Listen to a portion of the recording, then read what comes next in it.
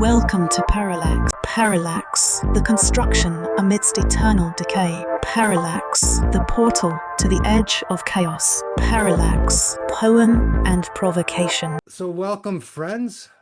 I'm here with Ryan O'Connell, and I'm going to say your name wrong again. I apologize. Suchismita Ghoshal. Namaste. Namaste. I'm very pleased to have you on our poetry salon. You come recommended, and you have a wonderful vibe and an incredible bio, which I'm not going to read. Instead, I'm just going to ask you to say who you are, what you're up to, and what you're going to do for us today on Parallax. Do you want to start? Yes, so this is Suchismita, who recognizes herself as a very normal human being, treading the path with poetry, art, and just experiencing life, coming from the east coast of India, which is Bengal, and which is already enriched with art, poetry, spirituality, and more of its literature. And yes, this is how I'm running my life right now, and also pursuing my course in philosophy, which I'm very interested about. And here I give the mic to Ryan for himself to introduce to the audience. And namaste, everyone. It's afternoon time from Manali. So yeah. Beautiful. Yeah, so my name is Ryan, and I consider myself a multidisciplinary artist, both with a graphic design background and a background in music. So much of the art that I create, specifically from a musical lens, really is about navigating and exploring what it means to use music in one's spiritual journey, one's inward growth. As I explore that more and more, I find myself passionate about raising awareness and using just my background as a musician to have conversation around social justice issues, around one's deepening in spirit and one's connection with themselves and one's connection with the world and one's connection with each other. And just like really using that as like a playground, as a laboratory, to just kind of be really daring as an artist, you know, through spoken word, through graphic design, just really exploring the role of arts in interdisciplinary collaboration as we explore these other issues, both interpersonal and societal. So it's incredibly vague, but it's like a beautiful play in progress, isn't it? Wonderful.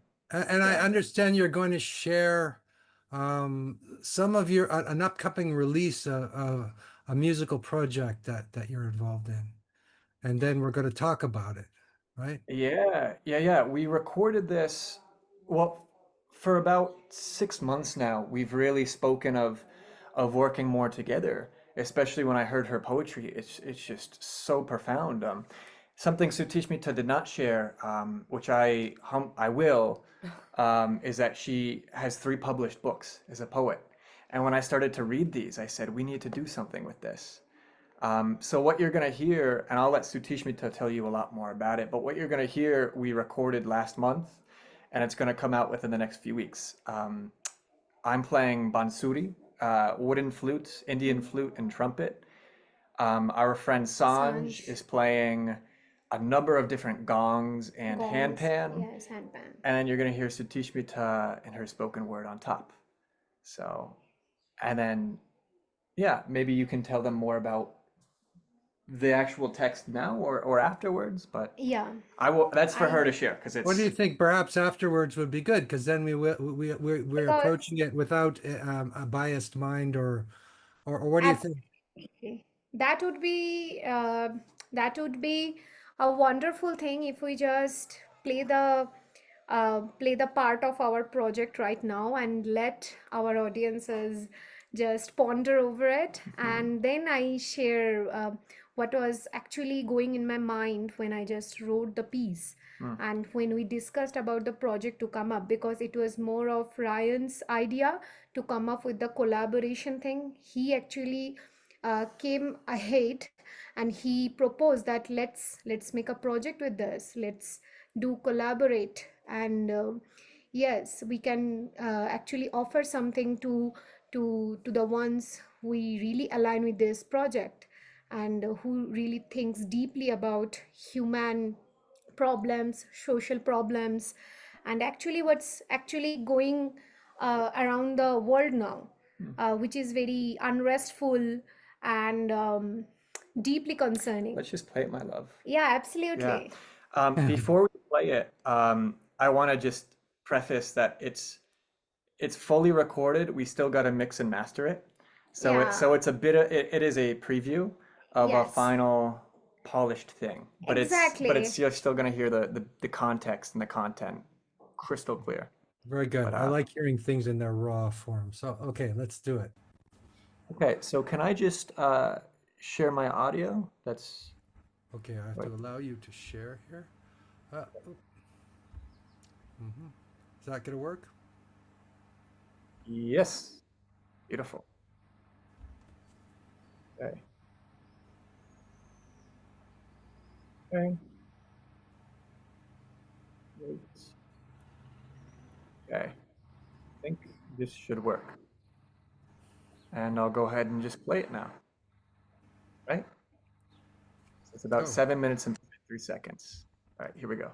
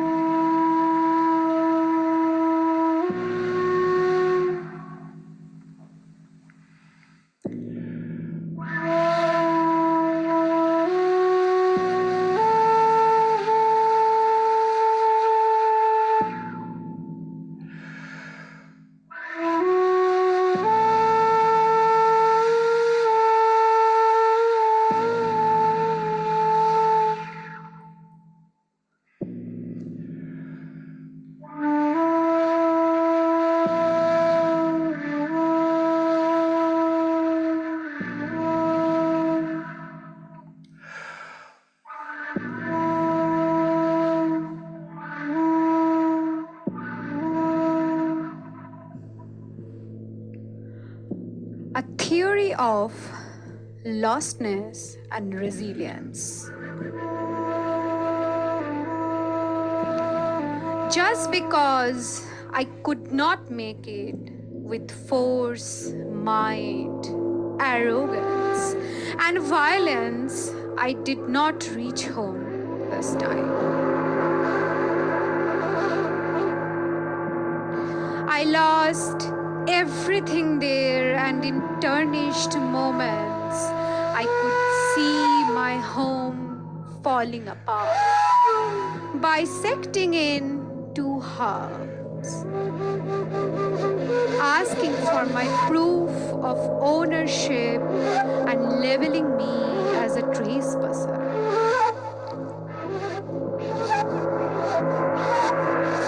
Within minutes, tables turned upside down, molding me from a native to a visitor.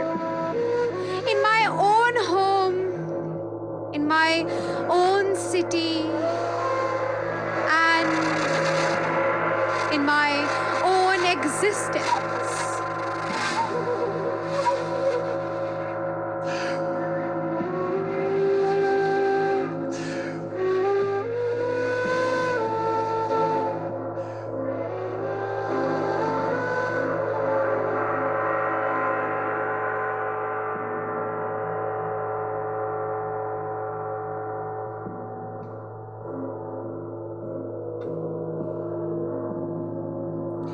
I have been lost in cities, sitting in a chair while questioning the strikes on my identity. Lost in the nights, a little more trembling in sobs, while witnessing the humanity's selective fulmination and one-eyedness of sympathy.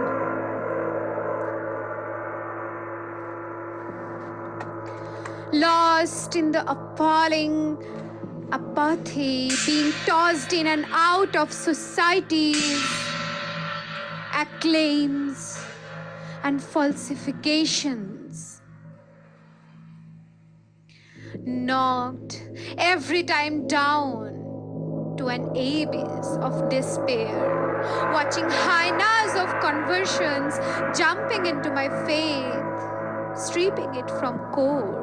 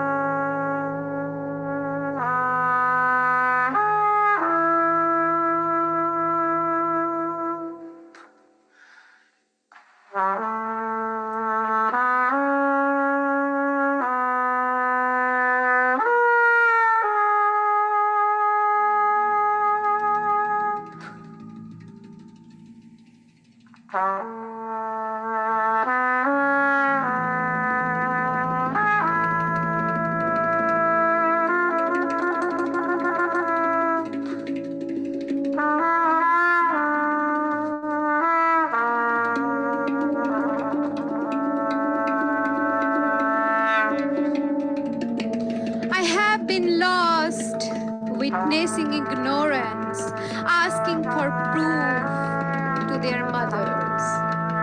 I have been lost, sobbing as mutilators split wombs to eliminate emblems. I have been shrouded in choking smokes from my burnt soil, birthed thousands of paths. I have been waiting to be saved now by the truth traders, going beyond the boundaries of skin and skull, and take me back to my home, from radical extremism to consciousness, from farce externalities to righteous orderliness, from discriminatory sympathizing victim game to wholesome justice, from ideology-laden forcefulness to the returning of universal motherhood.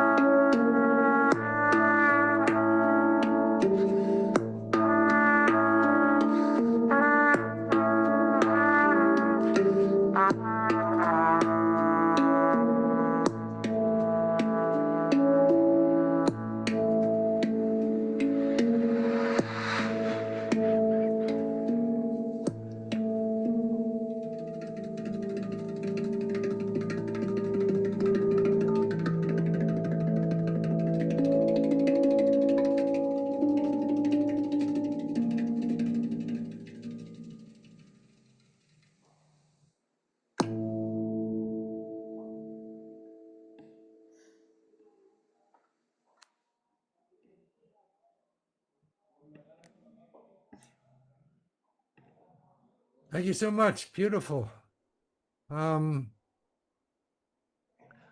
Perhaps my first question, certain lines stuck out for me. And in the beginning, you said, force, mind, arrogance, violence. I did not reach home this time. And so what do you mean by home? What is home?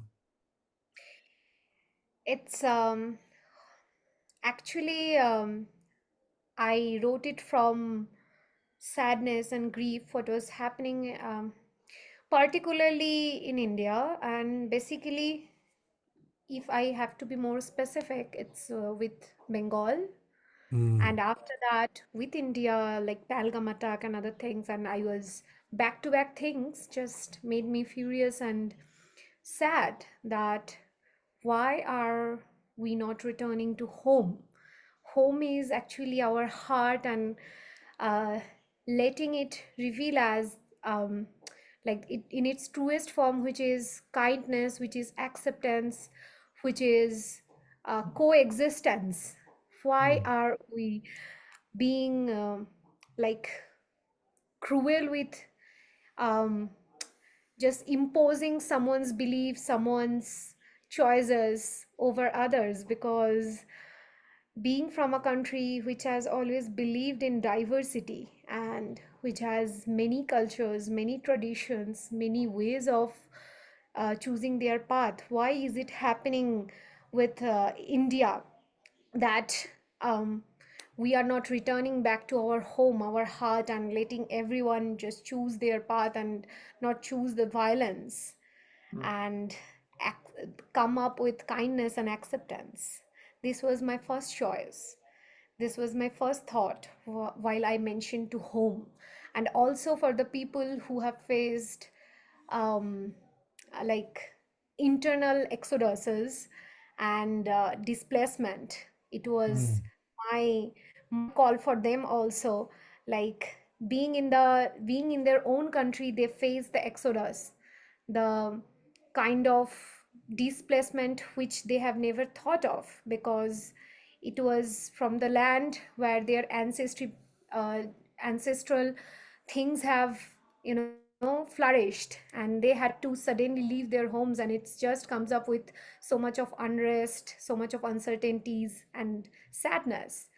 And mm, yes, particularly, I had my sympathy for the recent things in Bengal, which happened in April, where a flock of most thousand families has have lost their homes, Mm. particularly facing a partial communal attack. So it was for them. And after, when I was just in the process of writing this poem, the Pahalgam attack happened with India. So a lot mm, was going on in my mind. Yeah. mm. Yeah. What about the, well, I was thinking, yes, that the theme of exile seems to be throughout the poem, Mm. and that actually music in itself is a way of returning from exile. That Mm. and this kind of music feels like a meditation, a healing process, a return to home in some kind of a way. Would that be accurate? And you want to speak about the music a little bit? Absolutely. You know, when I first mentioned to Suchismita back in January that I really wanted to do some collaboration, what I emphasized and I continue to emphasize is that my role as a musician is to support her words. My role is to support, to support, to support, that the words already carry their own imagery. Then my mindset and my intention as a musician is, well, how can I add color? What can I do? And I mean, so I met Sanj back in March, and immediately him and I were like kindred souls creatively. Um, and yeah, we before we recorded this, we just had Sutishmita read it, and we just, like a rehearsal, we just started brainstorming some things. We just played, we just were really messy, experimental, and everything. And the form really took on a life of its own, where we wanted to meet people where they were at first, yet have this flavor of this sort of haunting whisper that really was the flute. And by the end of it, we wanted to bring in, you heard the rhythmic handpan, and you heard that melody on trumpet. Mm, Da, da, da, ya, dum. There's something really longing about that major seven. Ya, dum. Ba, da, da, da, da, wa, da. And you go up a whole step. We want to hear ba, dum, tito, but there's no resolution. Ba, da, da, da, da, ya, dum. Ba, da, da, da, da, wa. And we really wanted to create a meditation at the end, but we wanted to musically we wanted people to feel disturbed, really. The Mhm. more that I joke about this, that as a musician, if I'm working on a project that is, as rich and serious as this poem is, I'm like, the more disturbed I can make somebody feel, More authentic in its form. and then the more I can just get people into their hearts musically, the more I feel like I really served the higher truth, the more I feel like I served the words, the more I feel I served the listener, because it really is returning back to their hearts. And I think what that means is the authenticity of the moment. Hmm. Do you know the music of Gurdjieff? Do you know his work? This I don't know. Armenian mystic named Gurdjieff. Well, anyway, when you talked about disturbance, he talked about shocks which break us out of our mechanicalness. Yeah. Um, and he did these kind of folk music, but it never resolves. So it always leaves you hanging on some abyss of some kind. So you listen to it and it seems very simple, and then suddenly something kind of opens up. At least that's my Yeah. experience of the music. So, He's from Armenia, you said? well, he's a very famous, let's say, master in 1920s, and he came from he lived in Russia, Turkey. He was one of the first people to go to Tibet. He had a very interesting life. And then he came to France, and he lived in France during the war. And he wrote, we have a reading, he wrote this book called The Beelzebub and His Grandfather, but maybe a very early master, um, who knew the West and the East, Eastern mystical traditions. He knew them both. And that's interesting because I think you guys are sort of combining traditions here, because I do feel there's Indian qualities, and the trumpet sounds very jazzy. And of course you're both have different backgrounds. So what about the richness of this combination of cultures? Very interesting, because every culture has something to offer, and a mixture of uh, both the Eastern and Western, as you said, w- were were given priorities, and were complemented through our art, I believe, because Ryan has a wonderful. I have seen this in him, like how to come up with many things and have a good blend of that and create a Hmm. very rightful art, like good blend of every kind of music and proportion. He plays bansuri, I mean, flute, and The Indian flute, also, yeah. yes, trumpet, and he has been very confident with those things, and he was actually suggesting three of us, like, let's come with everything authentic, and let's give a chance, this form a chance to express through our art, and let's just come with the more authentic forms, and no, like, no veils, no nothing, whichever comes as a feeling with this poetry, with the emotions, just come with that, and let's just create something which is very like, which will give audience the right to choose, like, yes, this is not the poem about, like simply gratifying people, or maybe making people feel comfortable in their own seats, just for the sake of adding beauty, but the beauty should be added with a rage, with a kind of injustice which your poem is trying to make. And we literally had like 2-3 hours of a rehearsal in the night when we three were practicing. It's like And 1 in we, the morning. exactly, Like, more with hours. coffees. So, and we were all coming up with our different ideas, and he and Sanj, both of them just added more rawness to their art forms. And he is one of those beautiful artists I have seen who actually feels very curious about other culture, about other arts.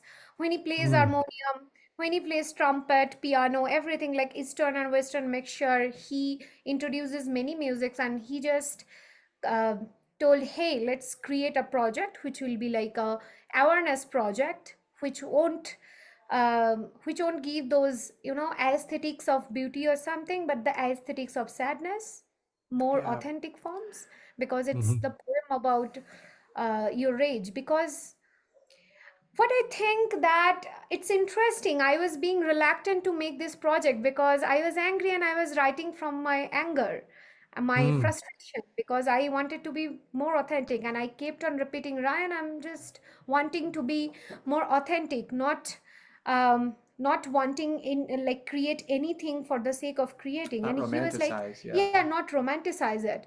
And he was like, no, we are not romanticizing it, let's create this, because I feel a voice in your poem, and I also want to collaborate with you with this thing, and I also want to be a part of this thing, want to feel this thing, and let people feel it with our Yeah. thing, whatever we are creating, and we will all come in authentic forms. And we had a like a very details discussion over San's place, where he has like beautiful, wonderful studio with um, many of the instruments, right? And we had a discussion with that thing, and this is how we come up with our mixture, art, mixture of arts. Yes, Ryan, you can add Yeah. what you feel about this. But coming back to this East meets West sort of fusion hybrid thing, that you originally mentioned, I mean, I think the greatest illusion in this world is our sense of separateness.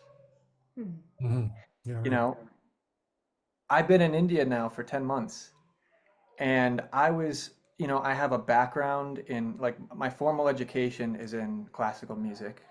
My Yeah. undergrad was music ed, my master's was in performance at conservatory, right? New England Conservatory.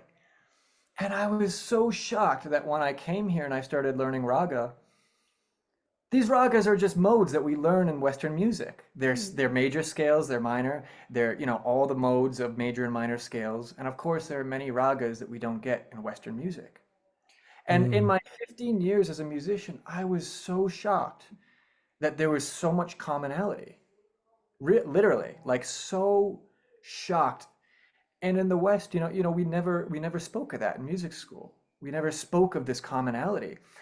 And I've had such privilege getting to play music with people here that I don't understand verbally at all. My Hindi is very minimal, and their English is very minimal. Yet we're able to come together through playing music at, like, arti is this ceremonial kind of music.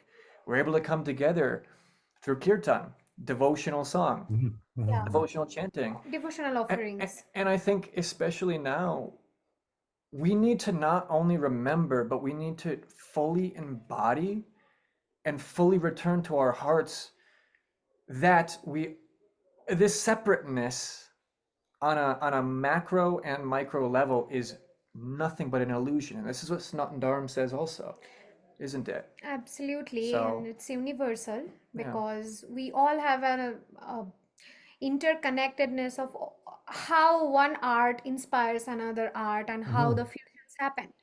It has always been in artistic landscape, in literature, in everything. Like, this is how the translations got created, like to reach more people, the voice, how we can make them available to other cultures, other languages, other people. And this is how the blending works, and it's actually giving a hint of um, like unity, a unification. It's not about how separate we are, it's just coming from different forms and meeting at one point, like connecting, unification.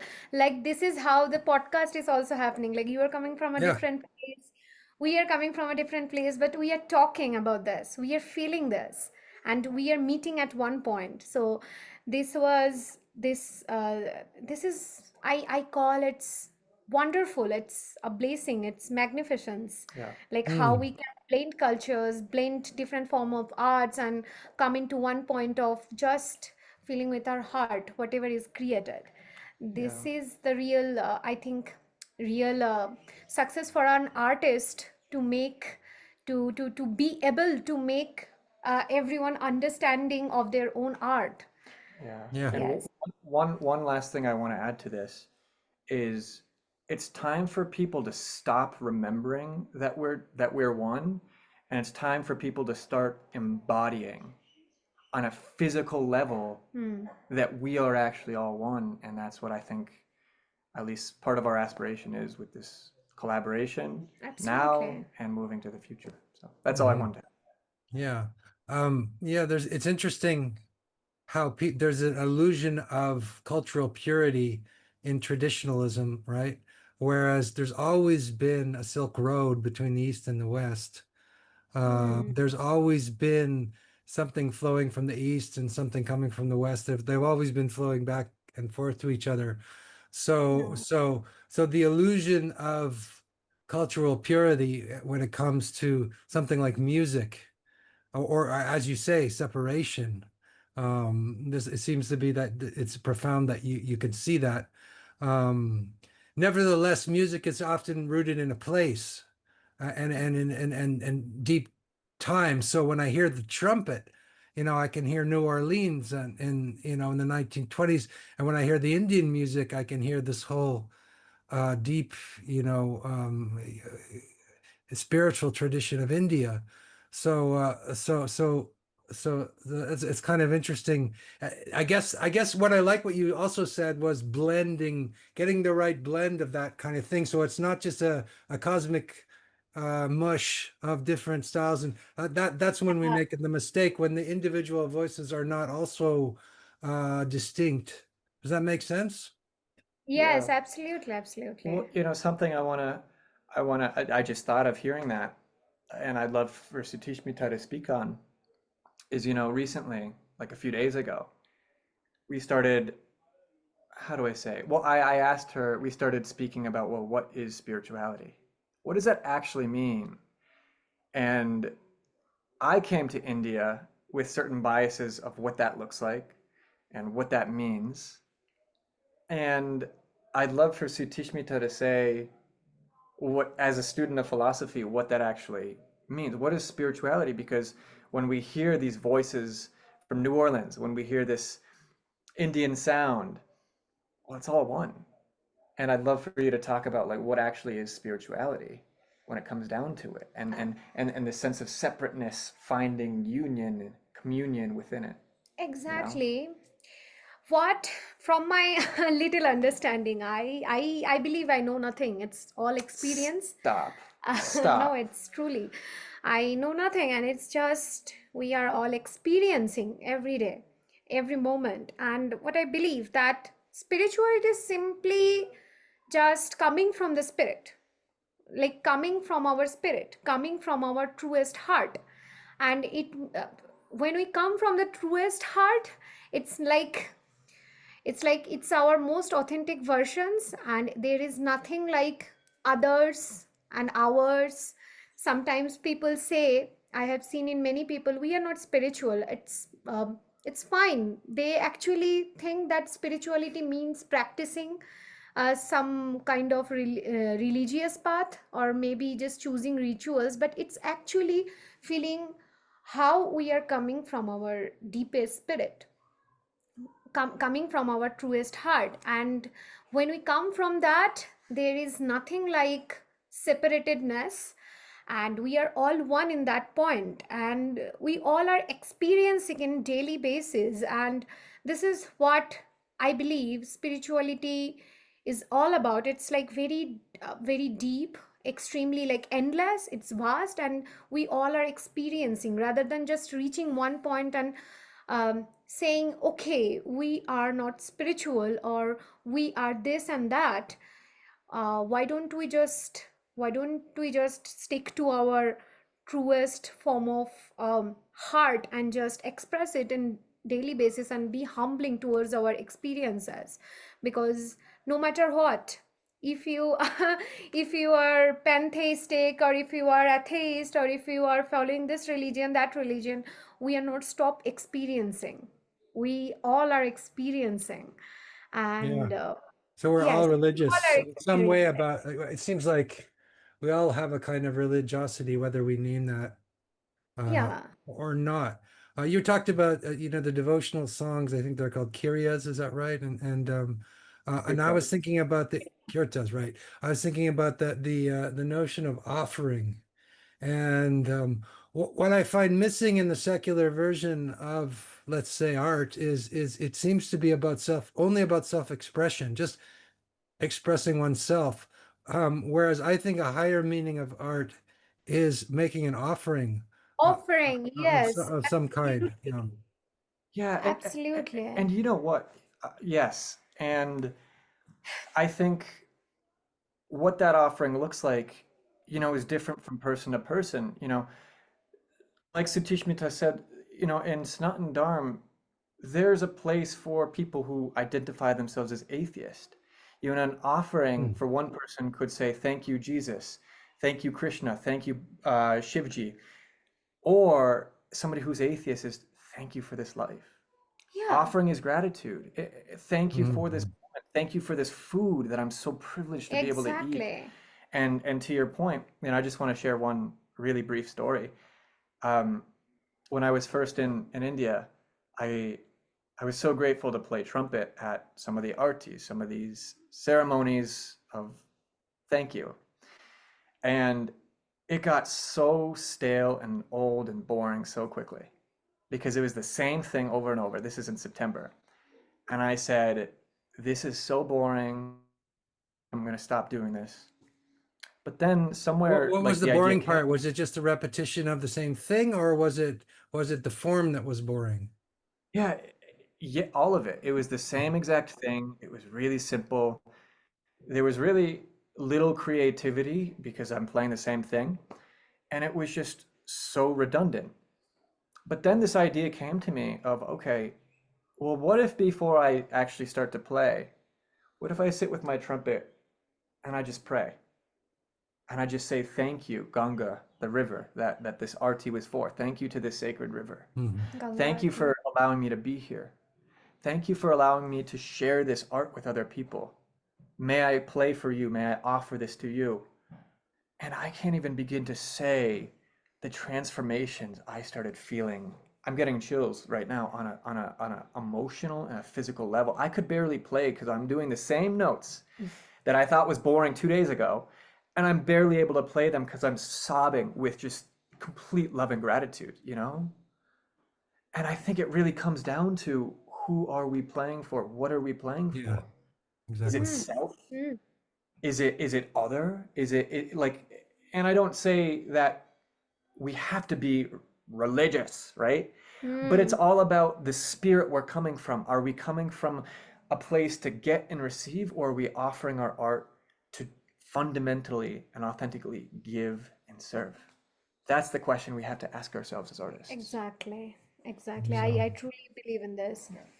And what's interesting is when I see people coming from and uh, telling that we are not spiritual like you or someone, when we just try to share our experiences, I feel, what is this separateness they are feeling? Are they feeling inferior to something? Are they feeling rebellious to this idea? Are they feeling something others, that they are like someone else? And I just simply try to tell them that even if you are not believing in anything which is like ritualistic or any form, you are still experiencing. And when we are experiencing, we are all spiritual, I believe. maybe Because it's not so much about belief. It's about communion, or a real communion in a sense. I wonder if you could tell me a little bit about your philosophical studies and what that brings to your artistic and spiritual path. If I choose to say that my art has changed radically in the last 2-3 years, it's because the study of philosophy, because philosophy actually means comes from the Greek word philosophia, which means love for wisdom. Your worship It's for wisdom, worship of the goddess of wisdom. worship for Yeah. wisdom. And it actually is very mind blowing because it gives you an idea. You have to be humble with many ideas, even if you are not following that, even if you are not choosing that, because the way you feel, somebody can feel in a different way, and you have to respect that even if that's not the path for you. And that actually made me humble and um, surrendered to the idea that I have to be really core to my faith, or core to my idea that if I'm creating, that should reach depth, that should not be like surface level or something, because I'm just creating out of fear, out of pride that I'm a good creator, I'm thinking in my mind. And it really has changed the canvas of my creation, because whenever I create or something, I just let myself be and feel, and I create. I take time for that, and I just feel and create, feel and create. This is how I have But shifted. philosophy is often about thinking, right? It's Yeah, about this process of discrimination and understanding, rather than just the pure emotion, right? It's absolutely. It has different ways, and also the thing of philosophy is uh, is always trying to find the valid source of knowledge, the Mhm. valid source of knowledge, always going deep, deep, deep, because one of the mm, uh, major pillar of philosophy is epistemology, which is like reaching for the valid source of knowledge and going deeper with that. And yes, when I feel really interesting when I write something, a poem, or um, a memoir, or anything about philosophical experiences. If we just take one form of philosophical idea and just try to understand it and just write about that, it just gives me joy and let me feel more deeper. And then whenever we are creating for a from a place of um, from our deepest feeling and deepest understanding, I think it's the most fulfilling art we are creating, because we are going deeper and then creating. We are just not dwelling in the surface level. This is what philosophy has done to me, like studying. And actually what Ryan said previously, it's actually about embodying. If we are following something, we have to embody that and then come from that place to write or to create art. And philosophy actually does that. When you are studying about one theory or on something, you just have to go deeper with that thing. You just have to take time one day for one form of theory or something, and actually sit with it and understand it and What just about surrender question. to it? Yeah, it's I think it's yes, justifiable to say that surrendering to that idea, surrendering to that theory, and then come with it, not just being in the surface level and just calling and anything. This is how I think the fusion for me, philosophy and art, has created, and I really love and enjoy the process of going more and more with it. Yeah. And I like the fact that in your country, in India, philosophy is jnana yoga. It's considered a yoga, right? It's not just about conceptuality. It's about going towards the truth, experiential, a yes. spiritual truth. And often in the West, we tend to separate the spiritual and the material, or the Yes, spiritual and the Yeah, absolutely. yeah. you know, I'd love to speak to something about that actually. Just my experience being here the past 10 months is I remember before I came here, this is last June now, I was like, okay, I need to learn all the gods. I need to learn all the approaches to yoga. I need to, and I very, All the theories. yeah, and I It's, totally overwhelmed myself, and that stopped after about 2 days. But one of the things that stuck with me that I heard was somebody said, Hinduism is not a religion, it's a way of living. yes. That stuck with me, and I came here in September. And you know what my experience has been, you know, you go to a shop. Like I remember, for example, in Rishikesh, I bought a little thing that like a tapestry that hangs on the wall. Super material. I give the person money, super material also. The first thing he does with it is he touches it to his forehead, he pauses, he says something, touches it to his heart, and puts it away. And it was literally in that moment in September where I said, "Oh my gosh, this is what they mean. This is a way of being, a way of living." Absolutely. I remember when I was in Jaipur this past March, I'm eating dinner at a Punjabi dhaba, a restaurant that's the family's from the state of Punjab. Delicious food. And I'm eating there, and the guy has a little mandir set up, a little altar, and while I'm eating, he's performing arti to Lakshmi, the goddess of wealth. He's performing arti with the candle, incense, and music while he's working. So he's earning money, he's serving material food, but he's doing it through the grace of God. He's doing it through self, through spirit. And I couldn't help but just pause and be like, wow, where else would we get this? This is what they mean. And I love Bhagavad Gita doesn't say abandon all material possessions. It doesn't say go off and become a renunciate, take sannyas and live in the Himalayas for the rest of your life. But it also doesn't say be totally consumeristic and materialistic. It says consume, and I want to hear your thoughts too, right? It says be the middle, consume, love, be happy, enjoy, and remember me. Come from me. Yes. Actually, what I would like to add with Ryan, all of his experiences are very very deep that I was almost flushed with my feelings.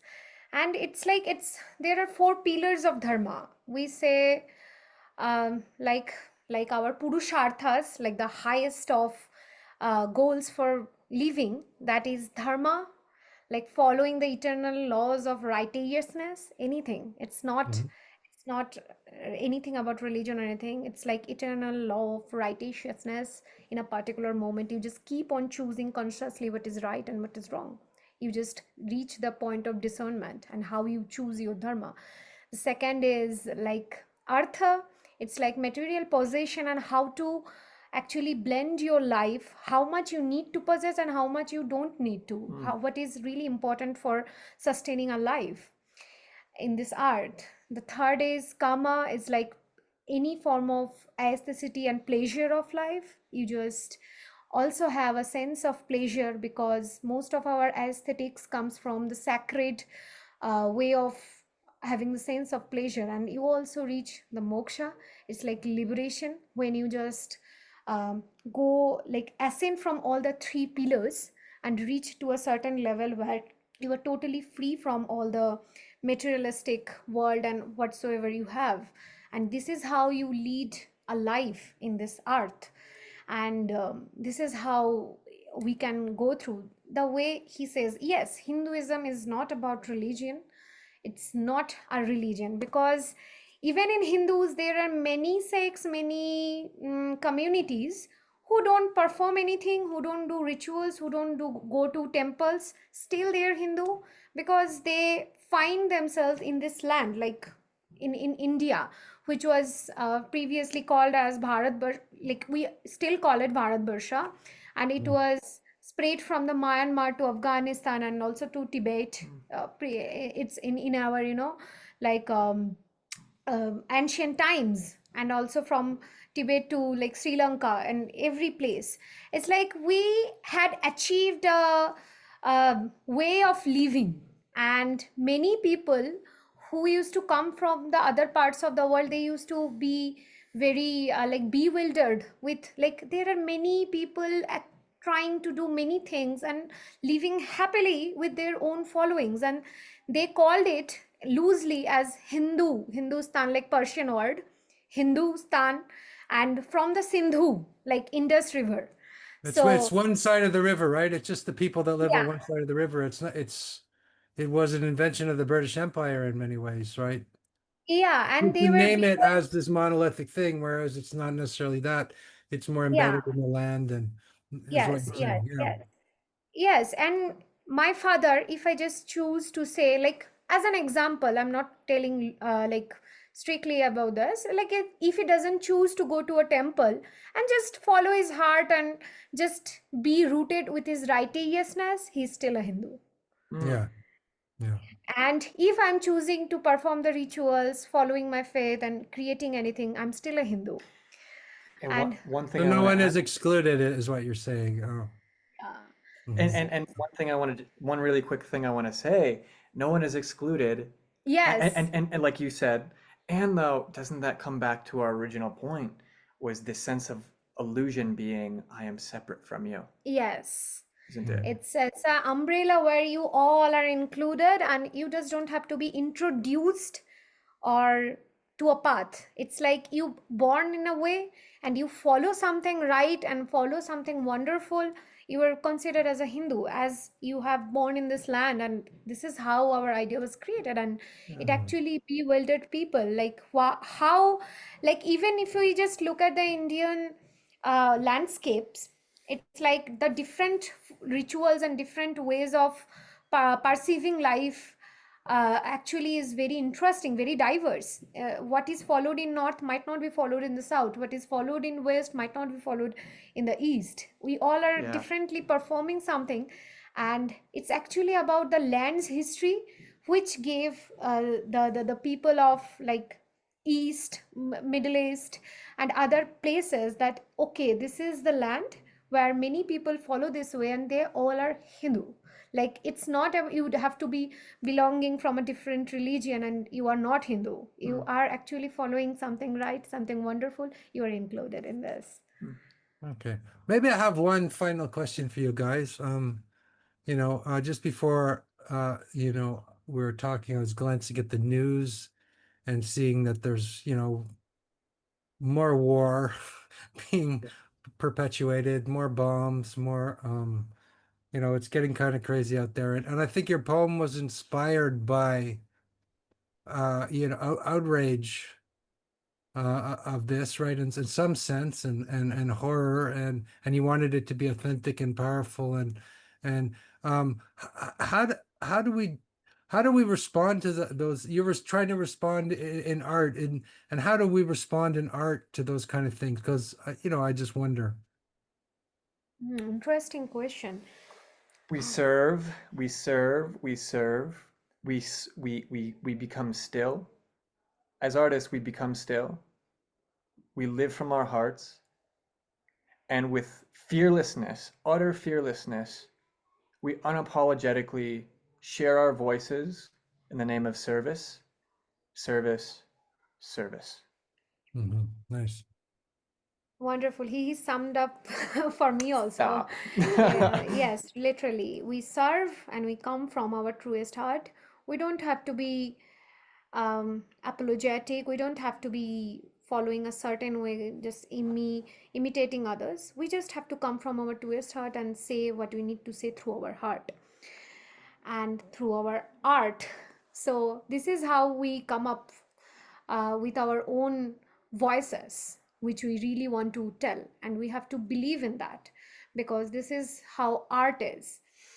Art is not about being beautiful, being apologetic. It's all about um, just embodying many different manifestations, many Yeah. different emotions, and we just have to come with that. Yeah. Be daring. Be daring. Be bold. Be unapologetic. Create with absolute abandon. And I think too, something I find with musicians, I found myself asking this a few years ago. It's like, well, how can my art actually create change? You know, like playing the trumpet or practicing harmonium won't stop a war, right? Absolutely. So the question has to become for artists, in my belief, how can I serve through this art? What does the world need? And how does what I do, how does what I do, how can that help them?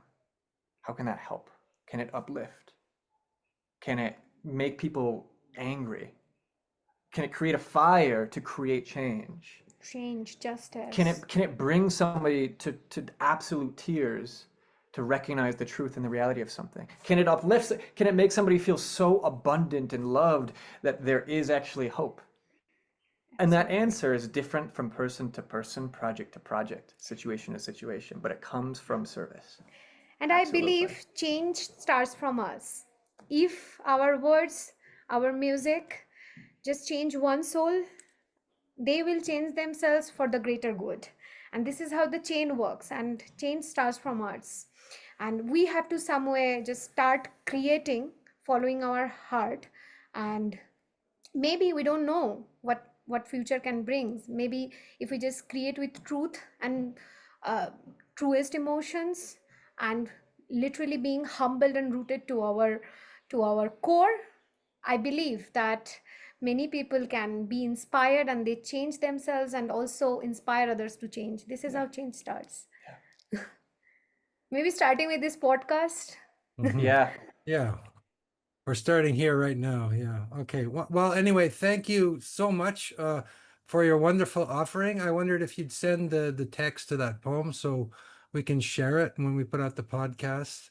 And obviously we'll share your links if you have some, and so people can see what you do and share in this this offering. Thank you so Absolutely. much. Thank you so much. It was Thank really you. humbling and wonderful experience for us to come at this platform and just share our heart. And for me too. And I hope you will come back again and help us or be part of our Parallax family. So thanks a lot. Absolutely. Thank I you. love Thank it. you so much.